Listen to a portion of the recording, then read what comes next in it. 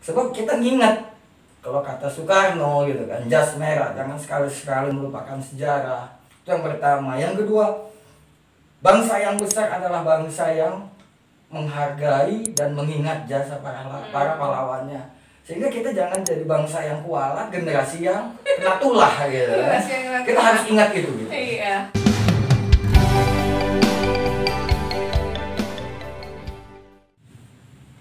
Assalamualaikum warahmatullahi wabarakatuh. Kami pun bersama saya lagi Novelia Yulistin Sanggem di program podcast Cawekam. Kali ini kita ada di segmen sejarah. Sudah hadir di studio kita seorang lelaki gagah. Perkasa nggak nih? Wah.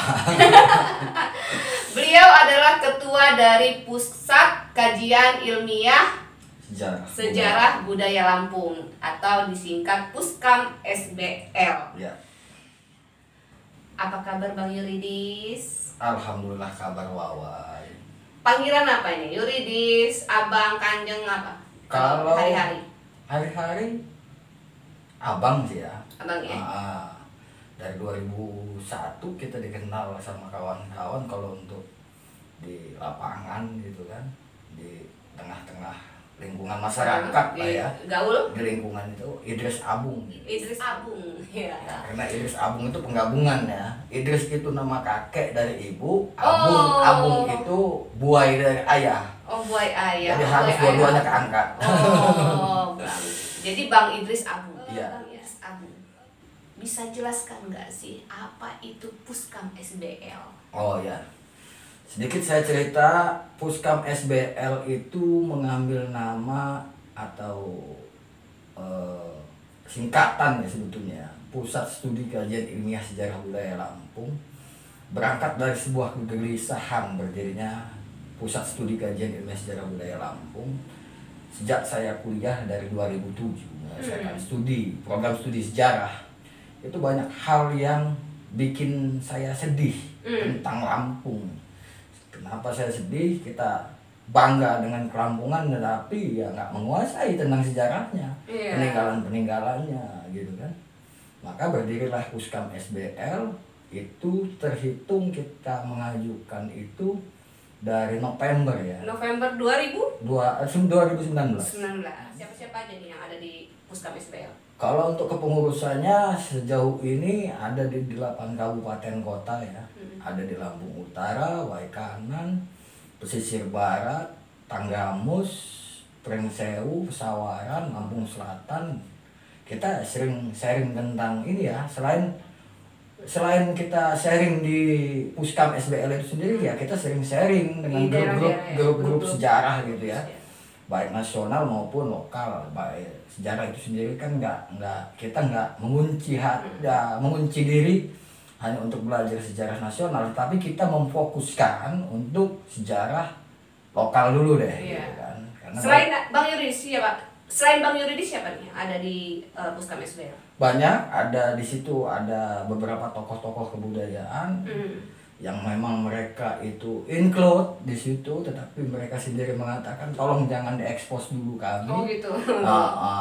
Karena kami menginginkan Puskam ini maju karena kalian sendiri, bukan karena kami, gitu kan. Seperti ada beberapa tokoh penulis buku sejarah lokal, gitu kan. Maka kita untuk akses membedah sejarah budaya Lampung itu sendiri banyak aksesnya lagi. Artinya peluncurnya ada di Bang Yuridis, ya, Bang Idris Abung ya. Kalau dikatakan sama adik-adik, sang inisiator. Ya. Bicara kajian ilmiah, menurut Abang tentang Provinsi Lampung ini apa sih yang harus dipahami oleh masyarakat Lampung? Jadi sedikit saya ulas dulu ya. Kadang-kadang masyarakat Lampung itu sendiri dia tidak memisahkan sejarah antara historis dengan story. Oh, antara historis dengan story. Historis sejarah, story cerita. Kalau Lampung itu sendiri, provinsi Lampung itu sendiri. Kalau Lampung ya provinsi Lampung. Kalau Lampung itu sudah jelas provinsi Lampung. Tetapi ketika dia bicara provinsi Lampung, belum secara utuh membicarakan Lampung.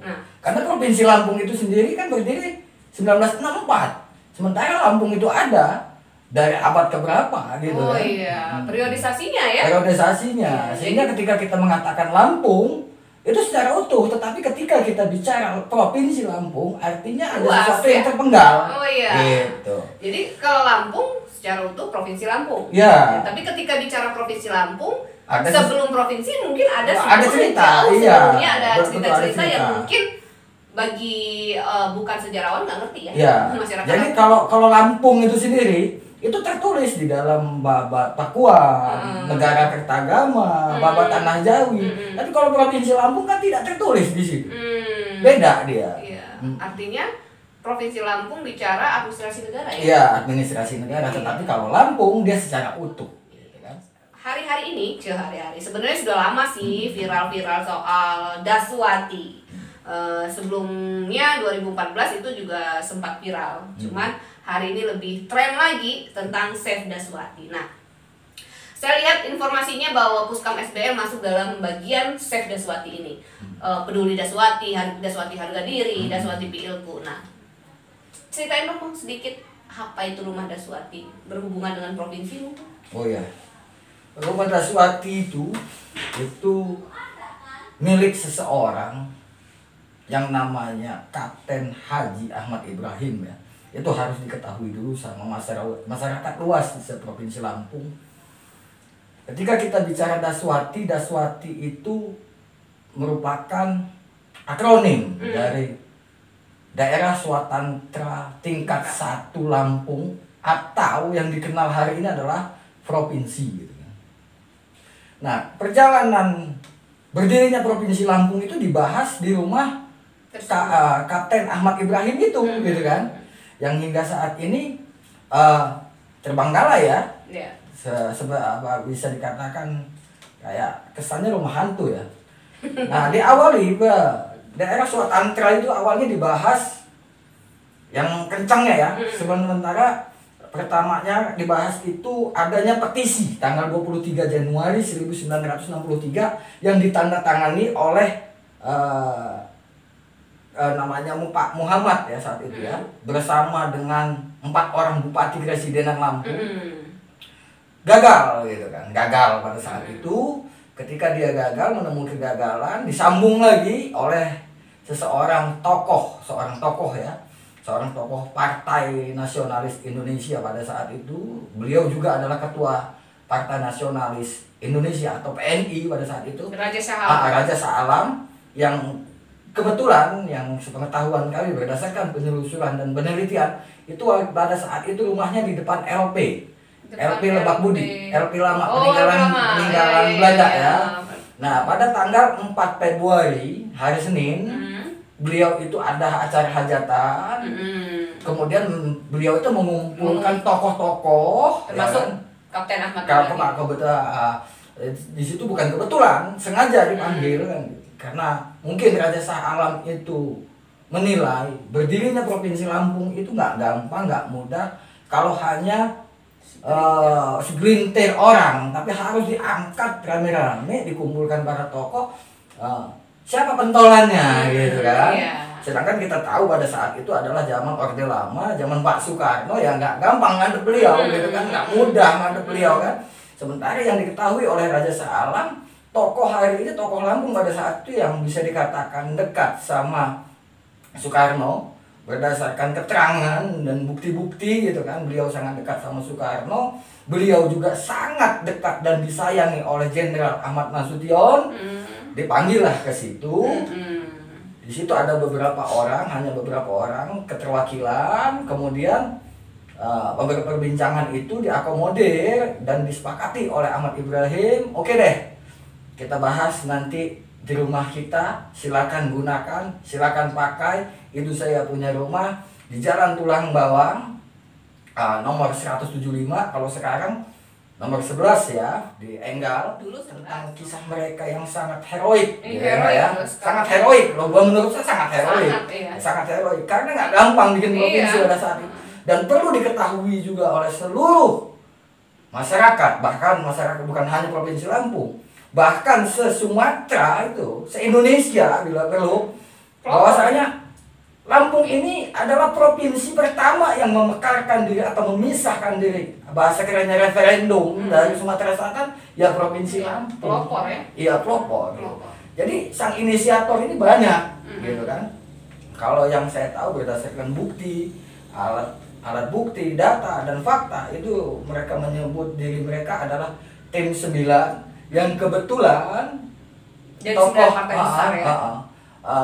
Jadi dari 9 partai besar, jadi kebetulan, bukan hanya kebetulan sih ya, kalau menurut saya bukan kebetulan, tetapi memang ini fakta, ini dia secara fakta, secara de jure gitu kan. Ahmad Ibrahim saat itu dituakan sehingga dia ditunjuk menjadi ketua pemegang mandataris ya. Sehingga dia menyiapkan 2 rumahnya yang di Jakarta di Jalan Mangunsarkoro nomor 33, dan dia menyiapkan rumah ya kan, di Jalan Pulang Bawang nomor 175, termasuk dia menghubungi salah satu ex kawan dia, mayor kawan seperjuangan dia pada peperangan kelas 2 kalau kata dia. Jadi di Palembang dia menyiapkan, dia pinjam bahkan kontrak gitu kan. Segitu besar ini dia gitu, pengorbanan dia gitu kan. Jadi salah besar kalau kita nggak ingat jasa beliau gitu kan. Iya benar. Lalu tentang setelah provinsi berdiri, Pak.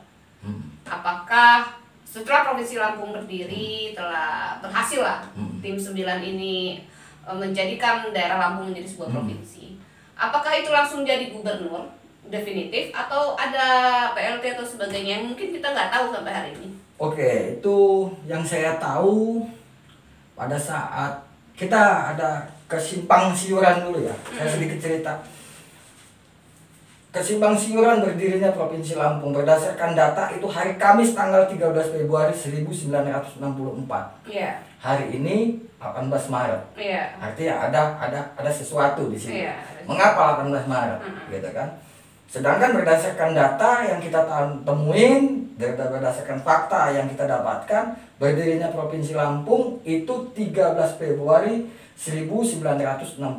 Jadi kalau mau dihitung dari mulai pertemuan di kediaman Raja Shah Alam pada tanggal 4 Februari 1963 ke hari Kamis tanggal 13 Februari 1963 juga 1964, artinya 1 tahun 9 hari berdirinya Provinsi Lampung atas perjuangan tim 9, itu pertama. Yang kedua, setelah berdirinya Provinsi Lampung, setelah secara de facto de jure kita diakui Provinsi Lampung menjadi provinsi, pertama kali yang ditunjuk itu kita nggak ada gubernur definitif. Tidak ada kita gubernur definitif. Di mana-mana selalu PLT dulu. PLT, gubernur PLT ya, pelaksana tugas. Pelaksana tugas kita pertama kali itu yang namanya Bapak Kusno Danupoyo. Bapak Kusno Danupoyo. Nah, beliau ini namanya hilang. Kenapa hilang, Bang? Jadi ada beberapa catatan kita hilangnya beliau itu karena beliau itu ada keterlibatan gerakan pemberontak keamanan GPK kalau dikenal ya. Sedangkan beliau itu juga ada satu pertanyaan masih kami gali juga. Beliau itu katanya terlibat GPK.